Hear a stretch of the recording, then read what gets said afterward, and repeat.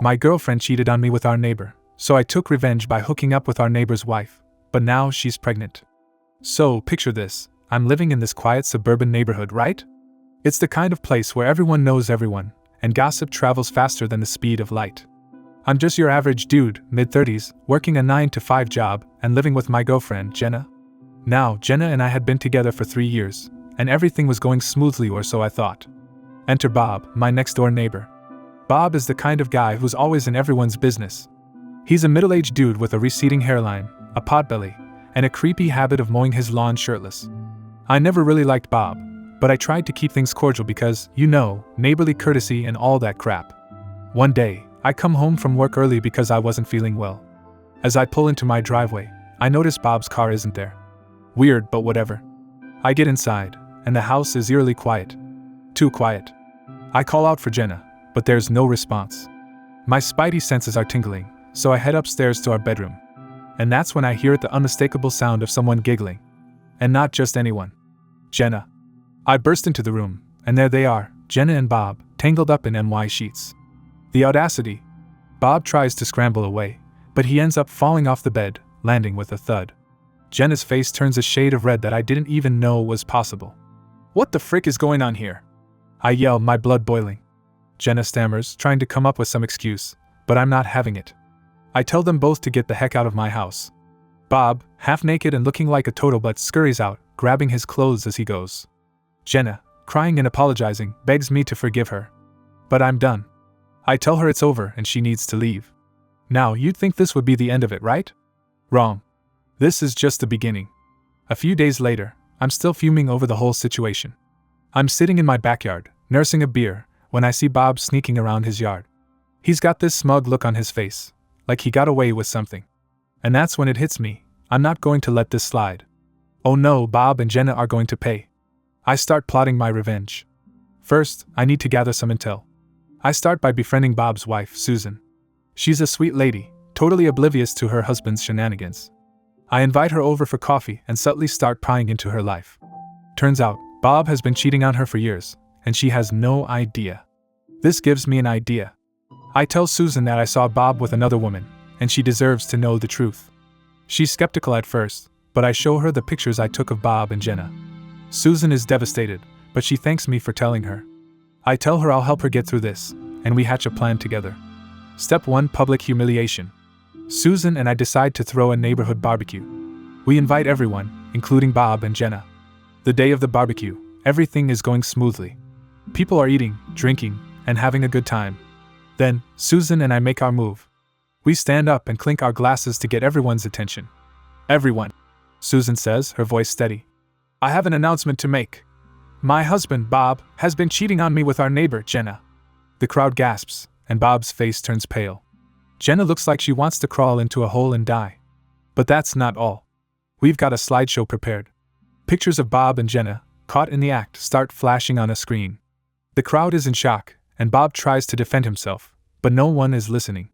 Susan ends the slideshow with a bang. She hands Bob divorce papers right then and there. Bob's left standing in the middle of the yard, humiliated and alone. But I'm not done yet. Step 2: Financial ruin. I know Bob's got some shady business dealings. He's always bragging about how he cuts corners to save money. I do some digging and find out he's been committing tax fraud for years. I anonymously tip off the IRS, and within weeks, Bob's hit with a full-blown audit. He owes thousands in back taxes, and his business is on the verge of collapsing. Step 3: Personal sabotage. I know Jenna's been trying to get a promotion at her job. She works at this fancy marketing firm, and she's been sucking up to her boss for months. I do some snooping and find out her boss has a thing for expensive cigars. So I anonymously send him a box of Cuban cigars, along with a note that says, "From Jenna, with love." Jenna's boss is thrilled, and he calls her into his office to thank her. But Jenna has no idea what he's talking about. She's confused, and her boss is furious, thinking she's trying to play some mind game. She gets demoted, and her reputation at work is ruined. By now, Bob and Jenna's lives are in shambles. But I'm still not satisfied. They took everything from me, and I want them to feel the same pain. Step 4: Social isolation. I start spreading rumors about Bob and Jenna around the neighborhood. I tell everyone that Bob's a con artist and Jenna's a homewrecker. People start avoiding them, and their social circle shrinks to nothing. They're left with no friends, no support system, and no one to turn to. And just when they think things can't get any worse, I drop the final bombshell. Step 5. Emotional devastation. I know Jenna's biggest fear is being alone. She's always been dependent on others for validation and support. So, I send her an anonymous letter, pretending to be a secret admirer. I tell her I've been watching her, and I'm in love with her. She's flattered and excited, thinking she's found someone new. We start exchanging letters, and she pours her heart out to me. Then, I arrange a meeting. I tell her to meet me at this fancy restaurant downtown. She gets all dressed up and heads to the restaurant, eager to meet her new admirer. But when she gets there, she finds a note on the table. "You're a terrible person, and you deserve to be alone." Jenna breaks down, crying in the middle of the restaurant. She's humiliated, heartbroken, and utterly alone. Bob, on the other hand, is left to pick up the pieces of his shattered life, dealing with the fallout of his financial ruin and social isolation. In the end, they both get what they deserve. Jenna moves out of town, unable to face the humiliation, and Bob's left with nothing. As for me, I move on with my life, knowing I got the ultimate revenge. It wasn't easy, and it took a lot of planning, but seeing them suffer was worth every second. Update. After the whole debacle with Bob and Jenna, I was feeling pretty darn satisfied with how things had turned out. But then, life threw me another curveball. One day, I'm at home, chilling with a beer, when there's a knock on my door. I open it to find Susan, Bob's now ex-wife, standing there with a strange look on her face. "Can we talk?" she asks. I invite her in, and she starts telling me about how she's been coping with the aftermath of the divorce. Turns out, she's not doing so well. Bob's shady business dealings left her in a financial mess, and she's struggling to keep up with the bills. Feeling a bit guilty, I offer to help her out. I mean, she didn't deserve to get caught up in this crap storm. We start hanging out more, and before I know it, Susan and I are spending a lot of time together. It's purely platonic at first, but there's this undeniable chemistry between us. I mean, she's a beautiful, smart, and kind woman, and I'd be lying if I said I didn't notice.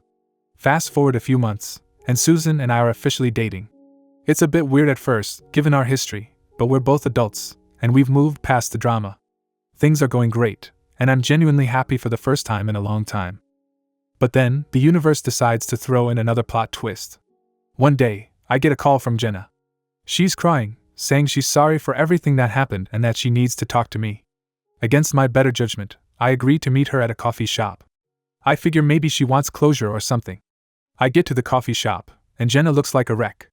She's lost weight, her hair is a mess, and she's got dark circles under her eyes. She starts rambling about how she's hit rock bottom and that she's trying to turn her life around. She says she's been going to therapy and working on herself, and she wants to make amends. I listen to her, but I'm not really sure what she wants from me. Then she drops the bombshell: she's pregnant. And she thinks it's mine. My mind is racing. There's no way the timing works out, right? I do some quick mental math, and it doesn't add up. I tell her as much, but she insists that it could be mine. She says she needs help and doesn't know what to do. I'm torn. On one hand, there's a chance she's lying to get me back in her life. On the other hand, if there's even a slight possibility that the kid is mine, I can't just ignore it. I agree to take a paternity test, and we set up an appointment. The days leading up to the test are nerve-wracking. I tell Susan about it, and she's surprisingly supportive. She tells me she'll stand by me no matter what, which makes me feel a whole lot better. Finally, the day of the test arrives. We go to the clinic, and they take samples from both Jenna and me.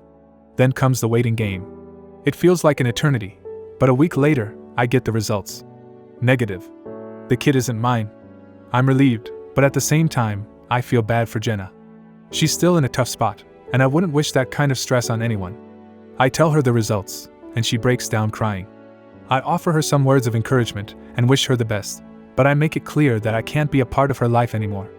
I need to move forward. Things start to settle down after that. Susan and I are happy together, and we're making plans for the future. But just when I think the craziness is over, I get an unexpected visitor. Bob. He shows up at my door, looking like he's been through hell and back. He's lost weight, his clothes are disheveled, and there's a desperate look in his eyes. He tells me he's sorry for everything and that he's hit rock bottom. He lost his business, his house, and he's got nowhere else to turn. Part of me wants to slam the door in his face, but another part of me feels a strange sense of pity. I invite him in, and we start talking. He tells me how his life has fallen apart since the barbecue, and how he's trying to make amends. I listen, and after a long conversation, I decide to give him a second chance. Not because he deserves it, but because I believe everyone deserves a chance at redemption. I offer to help him find a job and get back on his feet, but I make it clear that he needs to stay away from Susan and me. Bob agrees, and we start working on getting his life back on track. It's not easy, and there are days when I wonder if I'm making a huge mistake. But in the end, helping him feels like the right thing to do. So here we are, a year later. Susan and I are still going strong, and Bob's slowly rebuilding his life. Jenna moved out of town and seems to be doing better. Life has finally returned to some semblance of normalcy.